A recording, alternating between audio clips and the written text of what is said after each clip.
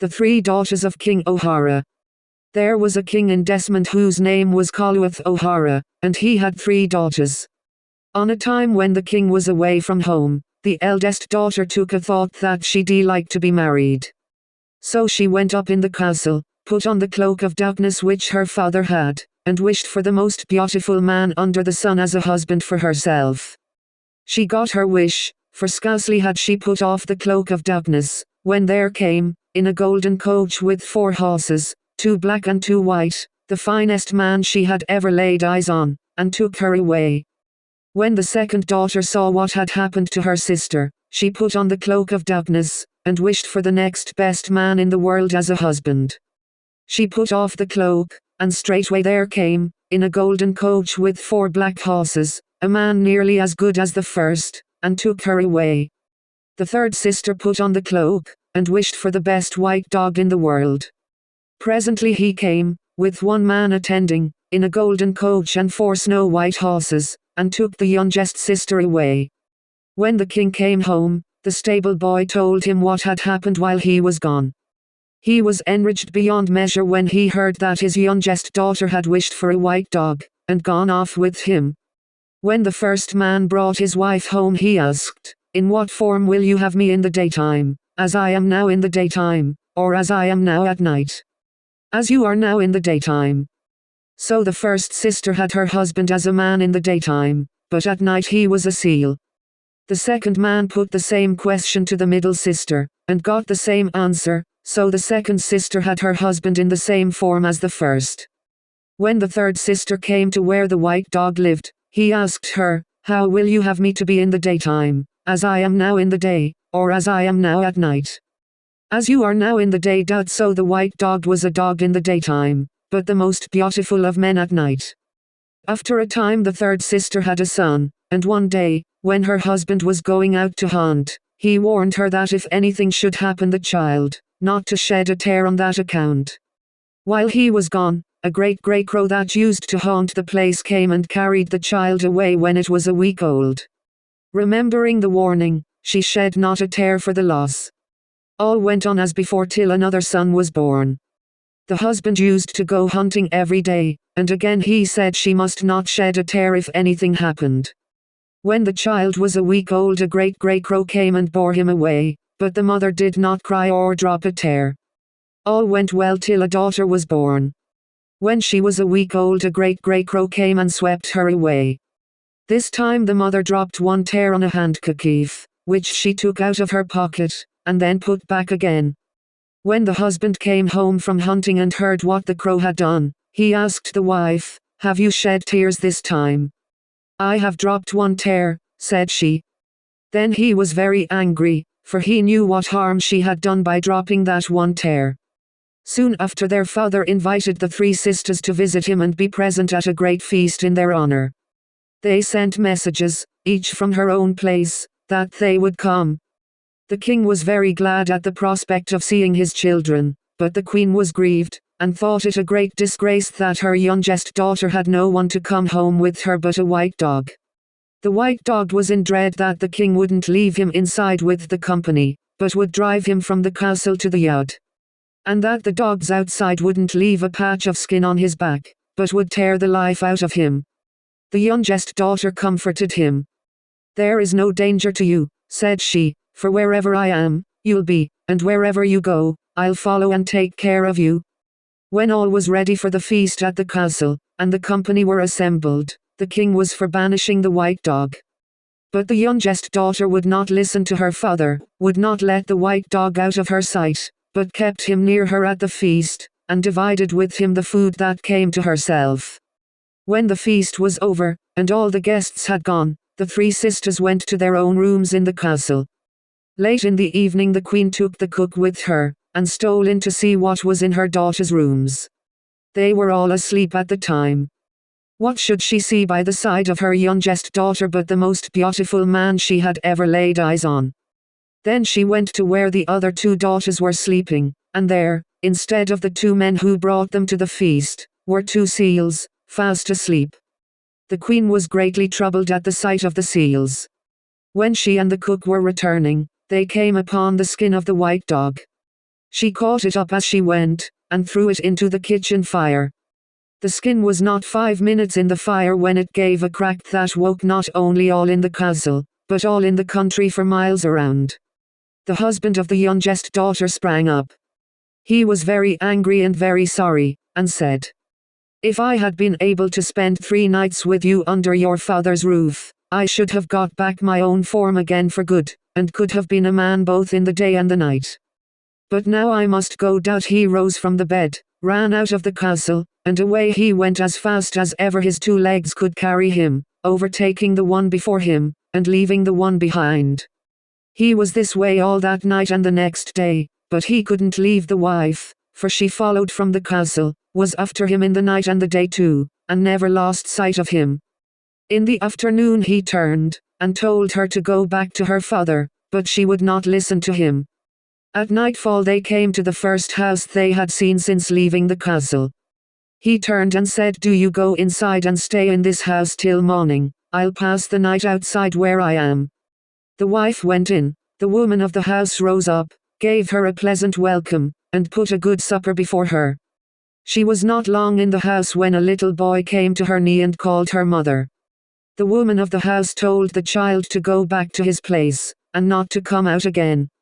"Here are a pair of scissors," said the woman of the house to the king's daughter, "and they will serve you well.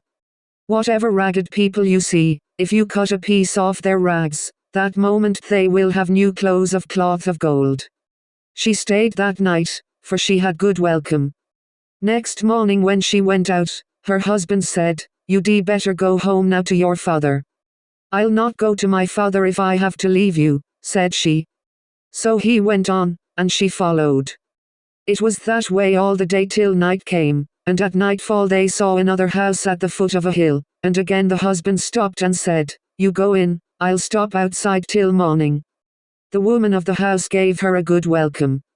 After she had eaten and drunk, a little boy came out of another room, ran to her knee, and said, "Mother." The woman of the house sent the boy back to where he had come from, and told him to stay there. Next morning, when the princess was going out to her husband, the woman of the house gave her a comb, and said, "If you meet any person with a diseased and a sore head, and draw this comb over it 3 times, the head will be well, and covered with the most beautiful golden hair ever seen."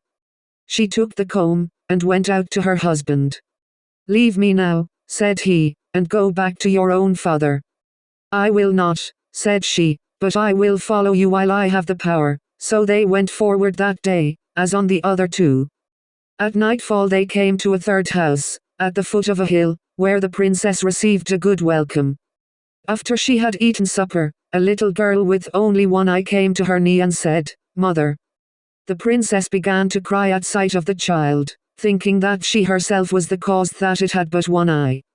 Then she put her hand into her pocket where she kept the handkerchief on which she had dropped the tear when the grey crow carried her infant away. She had never used the handkerchief since that day, for there was an eye on it. She opened the handkerchief, and put the eye in the girl's head. It grew into the socket that minute, and the child saw out of it as well as out of the other eye, and then the woman of the house sent the little one to bed. Next morning, as the king's daughter was going out, the woman of the house gave her a whistle, and said, "Whenever you put this whistle to your mouth and blow on it, all the beds of the air will come to you from every quarter under the sun. Be careful of the whistle, as it may serve you greatly." "Go back to your father's castle," said the husband when she came to him, "for I must leave you today." They went on together a few 100 yards, and then sat on a green hillock, and he told the wife, "Your mother has come between us, but for her we might have lived together all our days. If I had been allowed to pass 3 nights with you in your father's house, I should have got back my form of a man both in the daytime and the night. The Queen of Tyr now enchanted and put on me a spell, that unless I could spend 3 nights with a wife under her father's roof in Érenn, I should bear the form of a white dog 1/2 of my time, but if the skin of the dog should be burned before the 3 nights were over, I must go down to her kingdom and marry the queen herself. And 'tis to her I am going today. I have no power to stay, and I must leave you, so farewell, you'll never see me again on the upper earth." He left her sitting on the mound, went a few steps forward to some bulrushes, pulled up one, and disappeared in the opening where the rush had been. She stopped there, sitting on the mound lamenting, till evening, not knowing what to do. At last she bethought herself, and going to the rushes, pulled up a stalk, went down, followed her husband, and never stopped till she came to the lower land. After a while she reached a small house near a splendid castle. She went into the house and asked, could she stay there till morning? You can, said the woman of the house, and welcome. Next day the woman of the house was washing clothes, for that was how she made a living. The princess fell to and helped her with the work. In the course of that day the Queen of Tir na Enog and the husband of the princess were married. Near the castle, and not far from the washerwoman's, lived a henwife with 2 ragged little daughters. One of them came around the washerwoman's house to play. The child looked so poor and her clothes were so torn and dirty that the princess took pity on her, and cut the clothes with the scissors which she had. That moment the most beautiful dress of cloth of gold ever seen on woman or child in that kingdom was on the henwife's daughter. When she saw what she had on, the child ran home to her mother as fast as ever she could go. Who gave you that dress? Asked the henwife. A strange woman that is in that house beyond, said the little girl, pointing to the washerwoman's house. The henwife went straight to the Queen of Tir na Enog and said, there is a strange woman in the place, who will be likely to take your husband from you, unless you banish her away or do something to her. For she has a pair of scissors different from anything ever seen or heard of in this country. When the queen heard this she sent word to the princess that, unless the scissors were given up to her without delay, she would have the head off her. The princess said she would give up the scissors if the queen would let her pass one night with her husband. The queen answered that she was willing to give her the one night. The princess came and gave up the scissors, and went to her own husband, but the queen had given him a drink, and he fell asleep, and never woke till after the princess had gone in the morning. Next day another daughter of the henwife went to the washerwoman's house to play. She was wretched looking, her head being covered with scabs and sores. The princess drew the comb 3 times over the child's head, queued it, and covered it with beautiful golden hair. The little girl ran home and told her mother how the strange woman had drawn the comb over her head, queued it, and given her beautiful golden hair. The henwife hurried off to the queen and said, that strange woman has a comb with wonderful power to cure, and give golden hair. And she'll take your husband from you unless you banish her or take her life. The queen sent word to the princess that unless she gave up the comb, she would have her life. The princess returned as answer that she would give up the comb if she might pass one night with the queen's husband. The queen was willing, and gave her husband a draught as before.